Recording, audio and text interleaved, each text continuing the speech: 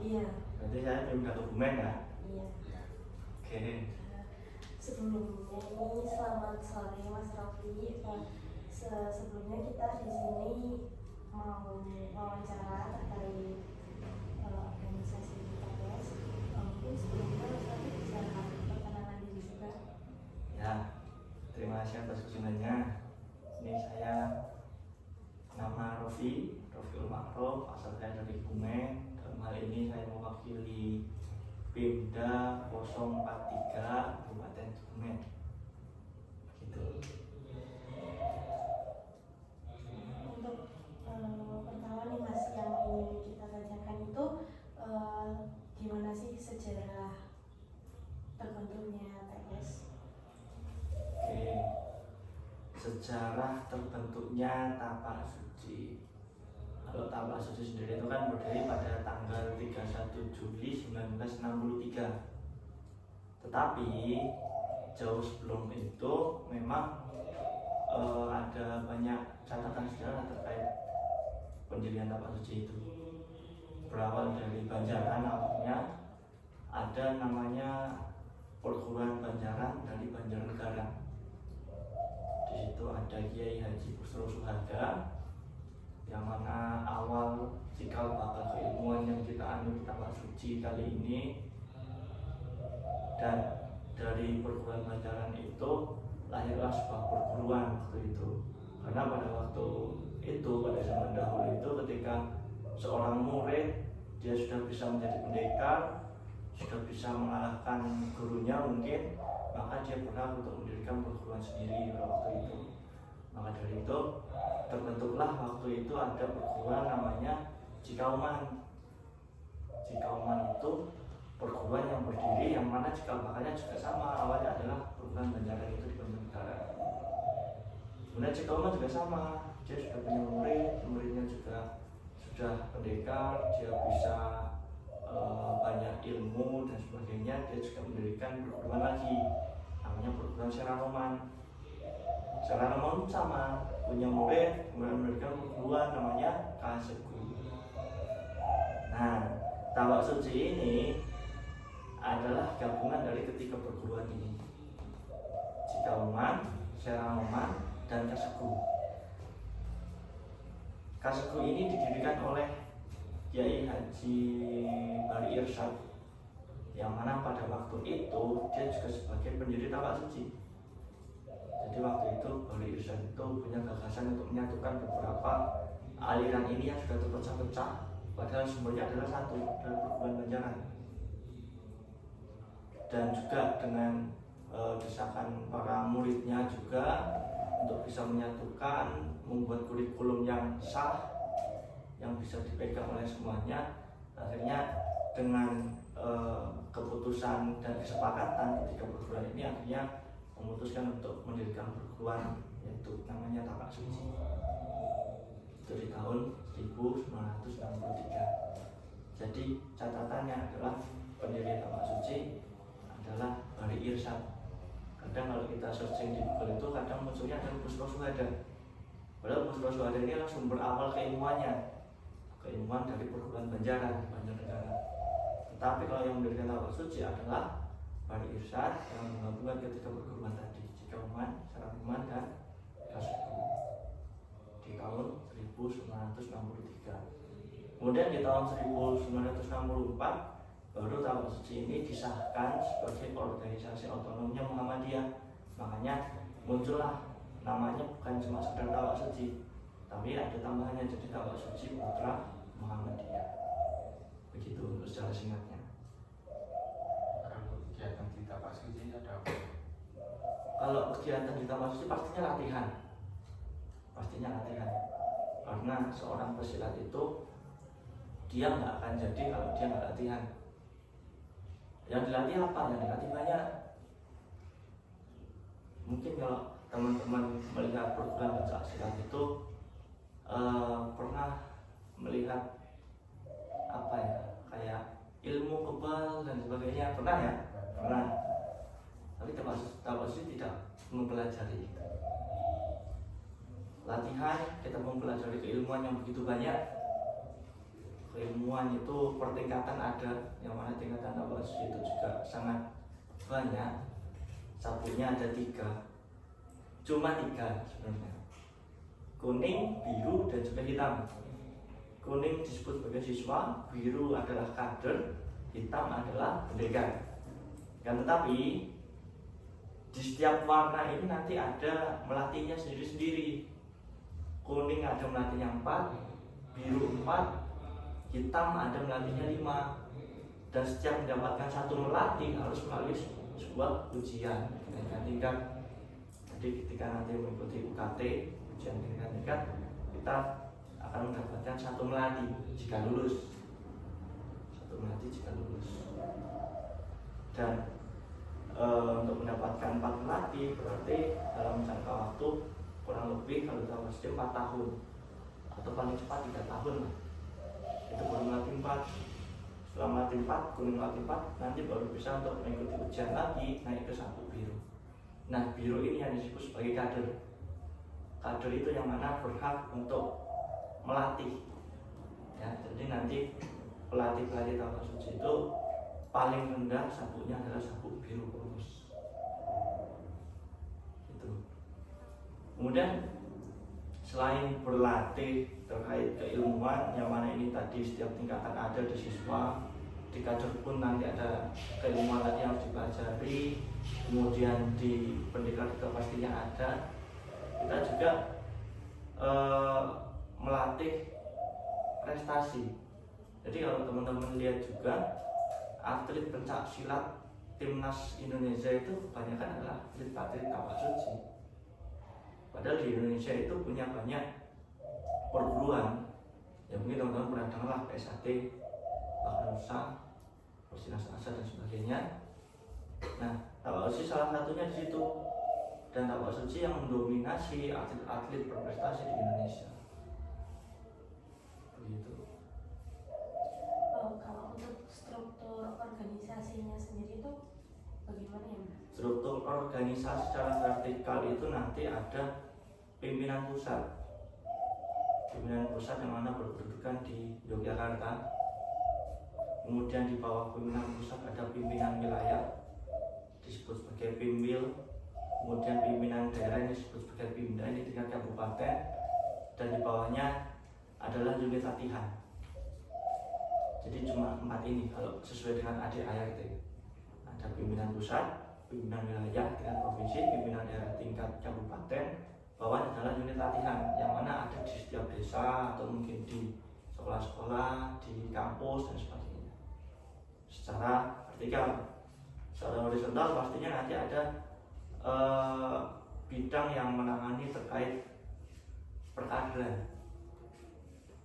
Perkaderan nanti kerjaannya apa, yaitu tadi terkait pelaksanaan ujian kenaikan tingkat, pelaksanaan Baitul Arqam misalnya, pasti pun ada hal-hal seperti itu.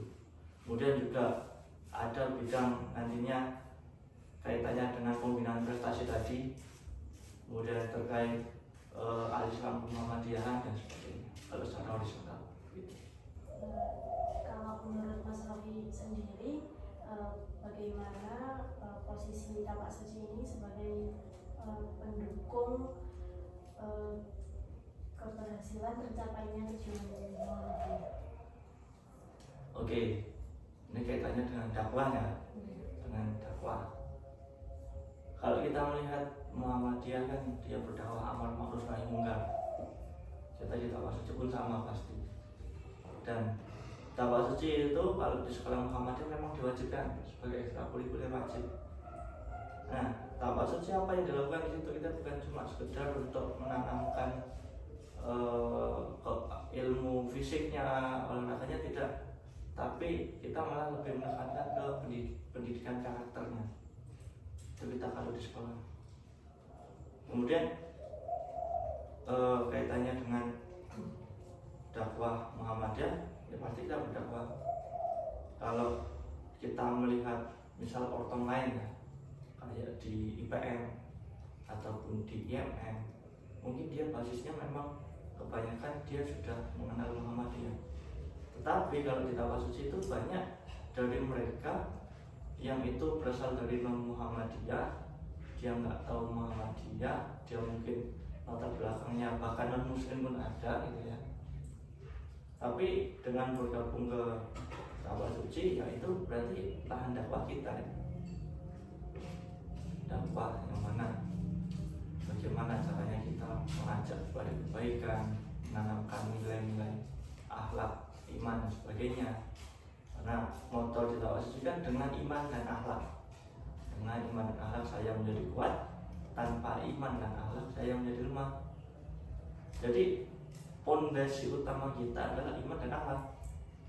Enggak ada kita berfondasi dengan ilmu kekebalan, enggak ada. Bahkan kalau pandangan dari dakwah suci itu sendiri, kalau kita melihat bagaimana cara kita memecahkan bata, misalnya bagaimana kita memecahkan benda-benda keras, itu semua kita memakai dengan ilmu, bukan ilmu kebal, tapi kekuatan fisik kita sendiri. Memang fisik kita yang kuat, terlatih, bukan karena saya punya ilmu kekebalan ataupun saya. Nah, yang menjadi hal yang kurang baik adalah ketika ada beberapa mungkin yang menggunakan jimat di perguruan lain, mungkin ya menggunakan jimat ataupun menggunakan hal-hal lain yang dalam landasan Islam itu nggak ada. Nah, dakwah suci ini dengan kita tidak melakukan hal-hal kesyirikan itu, maka otomatis secara tidak langsung kita juga mendukung dakwah Muhammadiyah. Muhammadiyah kan semangatnya pemurnian akidah, pemurnian dari hal-hal yang bersifat kurang baik ya. Bahkan ya kalau kita melakukan apapun itu, ibadah maupun muamalah, ya berdasarkan dengan hadis-hadis yang sahih gitu kan. Ya salah satu kita mendukung dakwah Muhammadiyah, salah satunya itu kita tidak melakukan kesyirikan, padahal banyak perguruan yang melakukan itu bagian dari dakwah kita juga. Bahkan dulu itu kalau kita melihat ke belakang sejarah Bari Irsyad itu di Kauman, yang mana pada waktu itu awal-awal berdirinya dakwah suci itu banyak perguruan yang menganut ilmu hitam misalnya di Kauman. Kemudian bagaimana cara dakwah suci berdakwah di situ? Akhirnya ya terjadilah adu kawruh, adu kekuatan fisik ya. Dengan perjanjian apa? Nanti yang kalah untuk meninggalkan Kauman. Tapi dengan izin Allah, dengan iman dan akhlak itu tadi, maka akhirnya Al-Isyadlah yang dinyatakan menang dan pendekar-pendekar ilmu hitam itu keluar dari Kauman waktu itu. Jadi dalam dakwah kita yang pastinya kita tidak melakukan kesesatan, yang pastinya kita juga memuhammadiyahkan mereka yang belum Muhammadiyah, ada yang seperti mereka yang non muslim. Mungkin kita tidak mengislamkan ya, tapi secara tidak langsung juga mereka akan bukan otomatis ya, mungkin mendapatkan hidayah. Tahu sih kan bukan cuma ada di Indonesia saja, di Jerman, di Belanda, di Saudi dan sebagainya banyak dakwah suci. Dan syarat untuk menjadi kader Sabu Biru itu, ya dia harus muslim. Kalau dia masih ujang kenaikan tingkat di tingkat siswa di Sabu Kuning, dia non muslim nggak apa-apa, masih diperbolehkan. Namun kalau mau naik ke Sabu Biru, dia harus muslim. Dan faktanya di sana pun ada yang Sabu Biru, berarti kan ada yang mualaf karena dakwah suci.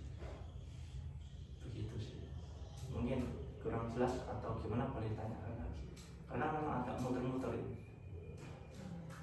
Ada lagi? Nggak apa-apa. Berarti dakwah suci ini bukan khusus Muhammadiyah, tapi malah kayak yang non muslim itu juga diperbolehkan. Diperbolehkan, yaitu sebagai dakwah kita. Siapapun boleh, dengan catatan, karena kita juga ada aturan di dakwah suci, bukan di dakwah suci, di IPSI. Tahu IPSI? Ikatan Pencak Silat Indonesia itu adalah hidup dari pencak silat yang ada di Indonesia. kayak kalau sepak bola berarti PSSI. IPSI ini juga didirikan oleh salah satunya oleh Tapak Suci ini. Jadi ada 10 perguruan historis yang mendirikan IPSI, salah satunya Tapak Suci. Nah, aturan di IPSI adalah setiap individu itu tidak bisa mengikuti di 2 perguruan. Jadi kalau masalahnya tadi non muslim ikut Tapak Suci ya nggak apa-apa. Tapi kalau masalahnya dia ikut Tapak Suci juga ikut perguruan lain, nah itu yang menjadi masalah. Gitu, karena memang aturannya seperti itu. Kenapa enggak diperbolehkan, Mas? Karena beda ideologi pasti. Beda ideologi. Beda lagi nanti misal kayak saya nih ikut Tapak Suci, saya juga ikut taekwondo, itu nggak apa-apa. Karena taekwondo bukan bagian dari pencaksilat. Tapi kalau masih sama-sama perguruan pencaksilat itu memang dilarang, tidak diperbolehkan. Karena nanti pastinya akan menjadi bumerang bagi kita. Kalau kita menerima dia yang sudah berada di perguruan lain, nanti kita yang akan diserang dan sebagainya. Walaupun selama sekian tahun, berapa tahun, dari 60-an tahun lebih, Tapak Suci berdiri tidak pernah ada sejarah Tapak Suci ini tawuran, Tapak Suci ini bentrok dengan perguruan lain, kita nggak pernah. Kalau memang ada masalah terus nggak terima, ya ayo kita selesaikan di gelanggang, kita balas dengan prestasi. Tapak Suci lebih main di prestasinya, bukan di jalanan dan sebagainya. Termasuk kenaikan tingkat tadi. Mungkin kalau teman-teman melihat banyak di perguruan yang dia membanggakan, wah aku nih sudah warga, aku lulusannya udah sekian ya. Tapi kalau di Tapak Suci tidak, bahkan dia naik tingkat pun malah takut, karena dia paham naik 1 tingkat artinya dia nambah 1 amanah. Apalagi nanti kalau di tingkatan sabuk biru. Kalau di siswa mungkin dia hanya dapat amanah untuk latihan. Tapi kalau sudah sabuk biru, naik di biru, kemudian suruh naik ke melati 1 dan sebagainya, itu banyak yang menolak karena sadar akan amanah itu. Berat. Ada lagi? Mungkin untuk pertanyaan Ada pesan-pesan nggak buat orang yang mau masuk Tapak Suci? Ya mungkin kalau mau masuk Tapak Suci, semangatnya pertama diniatkan aja untuk olahraga dulu. Karena kan kita juga bagian dari olahraga. Kita latihan, kita berkeringat, otot kita menjadi lentur dan sebagainya. Ya itu sudah menjadi poin positif buat kalian yang mau ikut itu. Niatkan saja di situ olahraga pertama. Kedua, kalau memang mau serius ya udah niatkanlah untuk bisa dapat prestasi. Gitu loh. Mungkin mau membanggakan nama diri sendiri, keluarga ataupun nama Indonesia pun bisa. Kuncinya apa ya? Ayo kalau terus ayo latihan, tekun, dan jangan banyak mengeluh. Karena porsi atlet itu memang tidak seringan itu. Bahkan kalau atlet itu bisa jadi biasanya itu sehari latihan 3 kali bisa jadi, kayak minum obat. Gitu. Di pertama niatkan olahraga dulu, terus ayo kita cari prestasi. Serius lagi ayo sekalian belajar apa itu Tapak Suci, belajar keilmuannya, belajar apa itu Muhammadiyah. Karena kita bagian dari Muhammadiyah. Itu aja sih. Nah, mungkin itu saja Mas pertanyaan dari kami. Kita sebenarnya juga sebelum mengakhiri wawancara ini, kita mengucapkan terima kasih untuk Mas Raffi yang ini juga sebagai penambah wawasan bagi kita. Terima kasih banyak Mas Raffi. Sama-sama. Udah pernah ikut pencaksilat? Saya cuma ikut dilatih sama kakak sepupu. Di perguruan apa?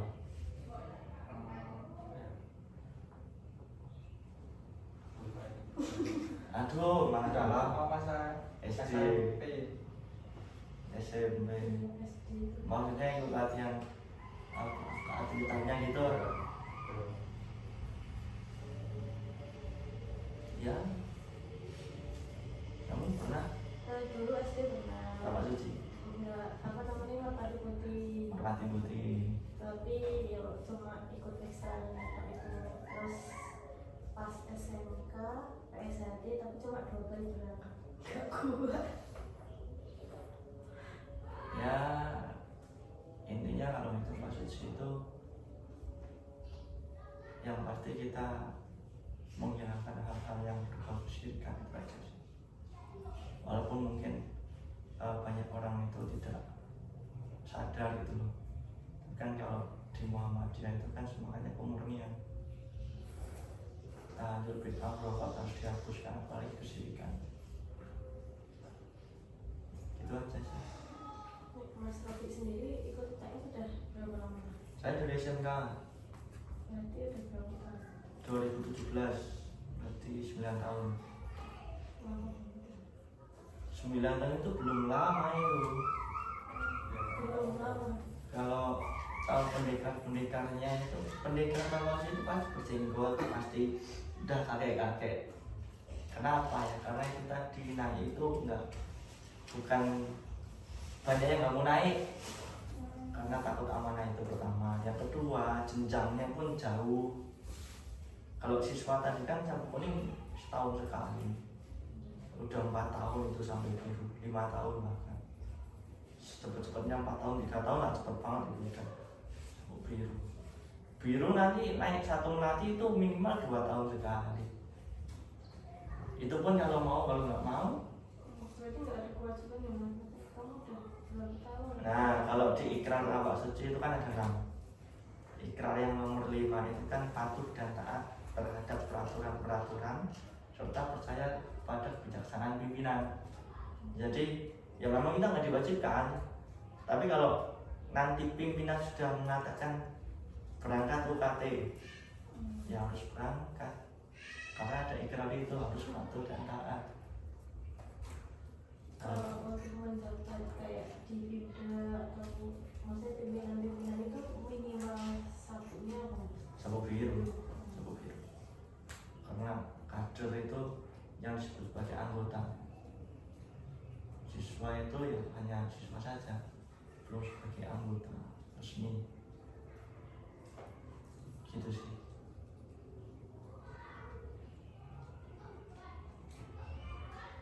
Mas Rofi sendiri sabuknya dasar apa? Sabuk kuning. Saya biru. Naik biru itu di tahun 2021. Satu biru, terus tahun 2023 naik di nanti 1. Ya karena ada perintah itu dari pimpinan, ya udah berangkat. Terus naik lagi baru kemarin di Undiran tahun 25 akhir. Oh ya aku udah 26 malah itu. Dan ini kayaknya sih udah terakhir yang mulai lagi deh. Kalau disuruh Paling naik lagi nanti kalau udah 10 tahun yang akan datang mungkin ya. misal kalau disuruh lagi Mas sama pimpinan berarti Ya mau nggak mau harus mau sih, tapi tetap harus melihat juga siapa saja yang diberangkatkan gitu. Karena kan jangan sampai misal saya naik, sedangkan yang tingkatannya di atas saya nggak ikut naik gitu. Masa saya naik terus tingkatannya sama-sama yang di atas saya gitu. Jangan sampai gitu sih. Iya oke, memang nggak tertulis sih, cuma itu kaitannya dengan etika aja sih. Misal sama pelatihnya kan, pelatih kan sabuk biru itu pelatih, terus muridnya sudah punya murid sabuk biru, ya masa ini sama-sama sabuk biru mau apa? Rasanya mau melewati pelatihnya sendiri gitu. Yang lebih ke etika sih. Soalnya sama-sama naik ya, ayo